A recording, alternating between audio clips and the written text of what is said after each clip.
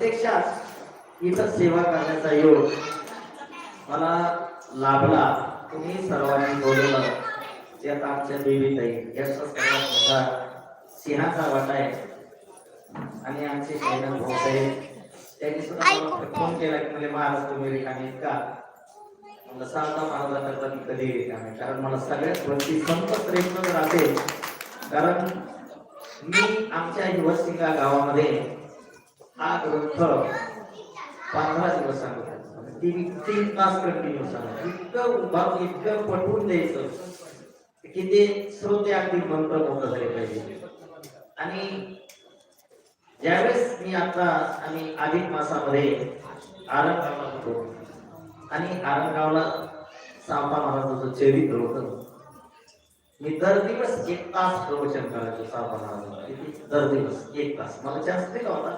म्हणजे तुम्ही जेवढं बोलू शकता तेवढं काही बोलू. मला मानवते 1 तास बोलायला तर तेवढं द्यायचं.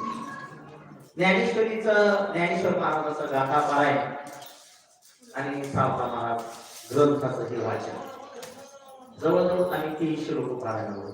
किती पारायण करायला 300 सावता महाराज. आणि मग त्याच्यावर दर दिवस प्रवचन करायचे.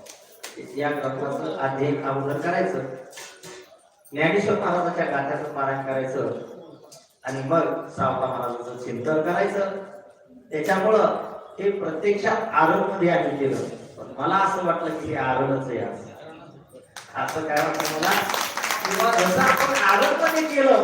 मला सांगू आमच्या पारायणाला जवळपास 150 महिला होत्या.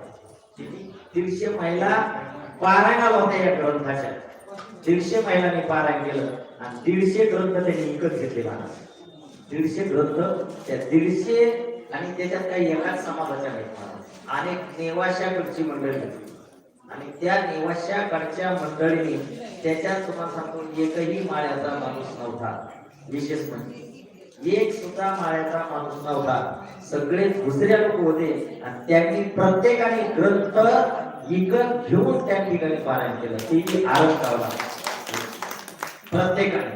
महाराज इतकी सावता महाराजांचं सरत आहे. आपलं काही सर्व जगाचं अधिष्ठान म्हटलं तर सावता महाराज आहे. सावता महाराजांसाठी अतूट भक्ती कोणत्याही संताची नाही, म्हणून शिरोमणी म्हटलेले संत शिरोमणी सावता महाराज. आणि तसं आरणगावच आपण या ठिकाणी उभा केलेलं आहे. म्हणून तुम्हा सर्वांना, या कमिटीमधील सर्व लोकांना, या ठिकाणी हजर असणारे सर्व लोकांना कोटी कोटी धन्यवाद. आणि अशीच आपल्याकडून सावता महाराजांची सेवा करावी ही सावता महाराजांकडे विनंती करतो. आणि आमचे दत्तात्रय महाराज बडे त्यांनी काही दिवस आळंदीला काढले, काही दिवस ऋषिकेशला काढले, काही दिवस हरिद्वारला. आणि आता गेल्या वर्षापासून ते गोवर्धनगड म्हणून सिल्लोडमध्ये आहे, त्या ठिकाणी ते असतात. पण ते त्यांचं माझं जरा थोडंसं सूत्र जमतं व्याकरणामध्ये. आम्ही दोघं त्यांच्याकडून मला व्याकरण शिकायचं झालं. ते व्याकरणामध्ये तर चांगले घेत म्हणून त्यांचा सहवास थोडासा लाभावा म्हणून 3 आम्ही दिल्लीत याच्यात सोबत बरोबर असतो. आता उद्या बघा आनंदगाव, आणि त्या आनंदगावमध्ये उद्या सप्ताहाला सुरुवात. त्या सप्ताहाची सुरुवात अशी की सावता महाराजांची पुण्यतिथी. सावता महाराजांची सगळं आनंदगाव, दिघणे, वडे, कुठे असे सगळं बंजारी समाजाचं गाव आहे. पण ते सुद्धा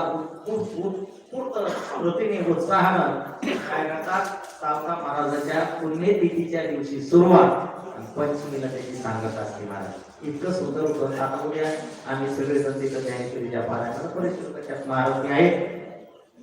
आणि म्हणून आपण या ठिकाणी उत्स्फूर्त प्रेम दिलं आणि असंच आपलं प्रेम उत्स्फूर्त प्रतीकच जावं. जसं सावता महाराजांचा मला फुलला आणि ज्ञानेश्वर महाराज म्हणले मोगरा फुलला आणि फुले मेचिताची भाग कळी अशी आला.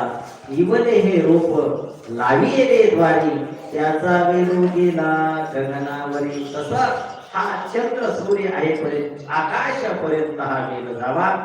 अशी सावता महाराजांकडे प्रार्थना करून आपल्या ग्रंथ आता या ठिकाणी संपलेला आहे.